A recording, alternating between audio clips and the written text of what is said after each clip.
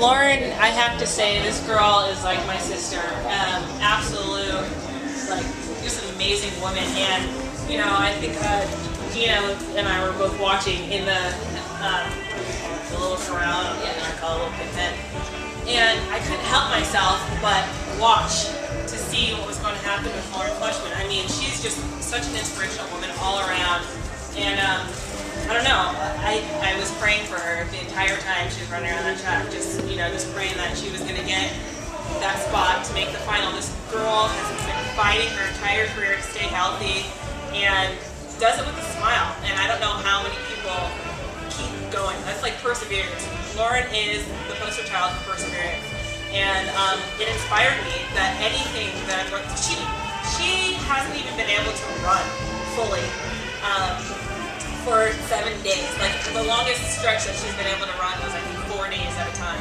And that hasn't happened recently. Just to see somebody come out to the Olympic trials and make the final put so much inspiration in my heart, especially someone so close to my heart. That's a really good question, and that's actually something that really, really helps me get out there today and just be so grateful that I'm able to run and that I've been able to run, 7 days a week. If I thought I could, but Big little jazz question. Is that flower inspired by Billie Holiday?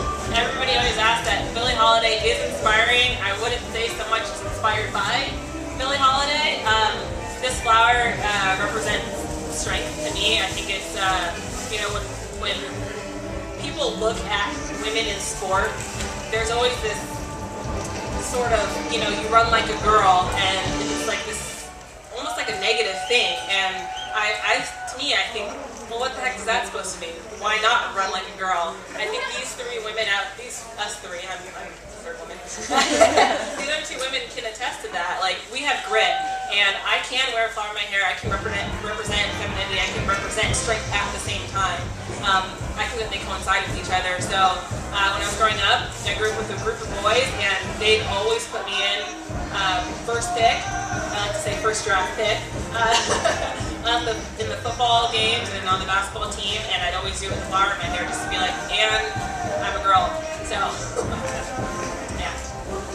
So today started with a national anthem from Madeline Mims, and such a great 800-meter runner. Who did you guys look up to as your role models in this event or in track and field? I can start. I have a sister who's 2 years older than I am, and so I'm one of those little sisters that thought anything my big sister can do, I can do better, or I'm going to try to. So she had some success at track and field at the middle school, high school, college level, and it really inspired me to continue running and work really hard and fight through, pain and adversity. And then I will say also my coach, I'm coached by a former U of O athlete. His name is Joaquin Cruz. He's a Brazilian who won the 1984 Olympic gold medal in the 800, and he's been just an inspiration, like top-notch coach, best in the world. He inspires me every day. I'm inspired by, when I was young too, my older brother was really athletic and into track, soccer, football, basketball, total all-around athlete. So I always looked up to him, especially in high school, and I always wanted to be just as good as my older brother. And I would always chase him around the backyard, and we would have like track races. I thank him for making me so fast because he really helped me a lot. But yeah, my older brother. Yeah, I'm kind of similar with Geena. It's not so much in the women's 800 meters, although I'd like to say that. I think there are so many women that paved the way for us that I'm inspired by those women, and it's not just coming from the sport of track and field. But I'd also have to say I had the little sister mentality. Every single thing that my brother did and has done till now, I'm kind of like a little bit of a little sister. Steelers are my favorite team, just because it's my brother's favorite team. I used to run around in the infield when I was 5, chasing my cousins. Before you're not like it anymore, but when he would be running around the track, and I just have to say, like just watching them, make it to the next step, and reaching their goals, really, really inspired me to set a stage up for myself to reach my goals. So. Alysia, have you always, you're on the right, have you always run this way? Do you know any other way to run?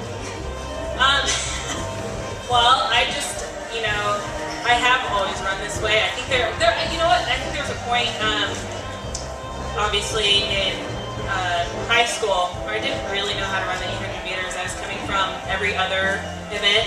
Long jump was my top event. I think at one point when I was coming in, I jumped like 18.5 as a sophomore, and really thought I was going to do that. But turns out my ankles were a little bit weak at that time. I always roll it, so yeah. I just have like this braveness about myself, not to like, you know, sound, I don't know what to say about that, but I just believe so much in my coaching, pretty much, and yeah, I think that it's this thing where I record and then I press play, and it's not like I'm trying to go out and run super duper fast just to run fast. It's what feels good, what feels natural to me.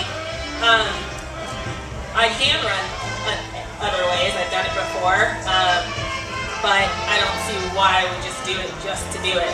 So it's just whatever's natural. So.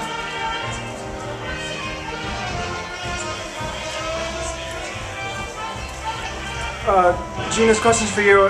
At 600 meters, you were in 6th place. Were you a little bit nervous at that point? Yeah, I was nervous. I was nervous because I wanted to be a little closer to the leaders, whoever was leading.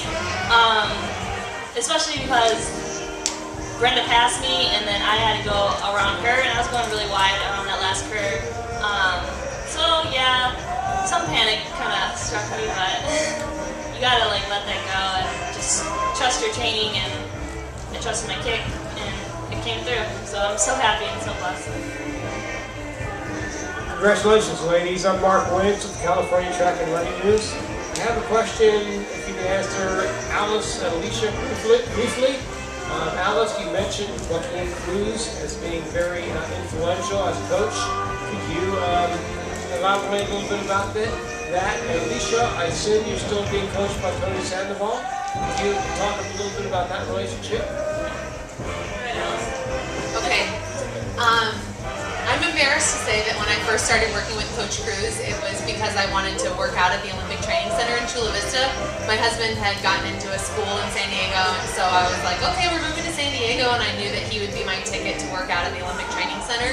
But the first day I met him, or even talked to him on the phone, I just realized it was going to be a really, really great coach-athlete relationship. He speaks my language. He's more than anything, he writes great programs. Obviously, they're time-tested. I mean, he was a phenomenal 800-meter runner. He's not afraid of hard work. He's not afraid of speed. And he plays almost a sports psychologist role with me sometimes, too. So he knows, he's been there. He knows what's inside an athlete's head and can navigate me away from some of those mental shortcuts and, you know, remind me to have courage in races or different ways to approach the mental aspect of training even. So I just can't say enough good things about him. He's a really great coach. Yeah, and I just want to, you know, give a piggyback off of what Alice said, give a piggyback, right, to her coach. I had the opportunity to train with Coach Cruz in 2009 and with Alice, and yeah, the guy is absolutely phenomenal, so you're really, really lucky. Also, my coach, Tony Sandoval, I've been with him for 8 years, took a little break in 2009 just to get healthy off of an injury, and that's when I got to train with them and at the Olympic Training Center. Tony, you know, not to date him or anything like that, but the guy's been around, you know, he's seen so many amazing athletes, and he's got the opportunity to interact with so many Olympians, world-class athletes, and see how they tick. He himself is not the Tony Sandoval that was American record holder in the marathon. Many people think that. He is just a student of the sport, and he's not afraid to learn from his students. And I think that's what makes our team so just like such a dynamic duo, because I may have an idea about something and present it to him, and he would either like implement it in our training, just knowing that this is something that might make me feel confident, or I don't want to say combat it, but kind of like push it out in a very positive way, telling me why, and help me understand, you know, where we're going with our training and stuff like that. And like I was saying earlier, He is, I have to, the forefront of my confidence in just the way that I run. I can't, I mean, of course, like I think that, you know, it comes from within, but he helps me ruffle it to the surface. And the guy, you know, God, just these last 3 rounds, you know, coming out and running pretty strong for 600 meters, that was all Tony. And I could say in the back of my mind, when he first told me to just run it like that, I was like, but why? You know, but he knew it. He knows. And just because our relationship is the way that it is, I trust him. And I just think that that's the most important part about being a professional world-class athlete, is being able to trust your coaches. Yeah.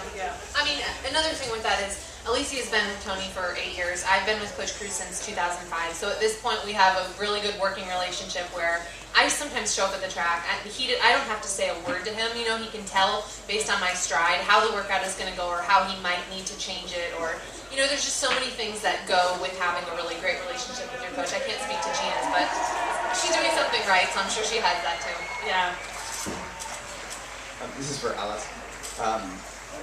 It looked like you were boxed in with maybe 20 meters, 30 meters to go. And how much, what did you do to get out of that? And how much of that is just experience of having done this a few times? You know, when I was in college, my teammates were Shalane Flanagan and Aaron Donahue. So I had some really great peers in college. And I remember Shalane, even our freshman year, she was like, I don't know how you run in a pack. Like, I always get so stressed out, especially like during indoor track. What was I doing, like boxed in the middle of a pack?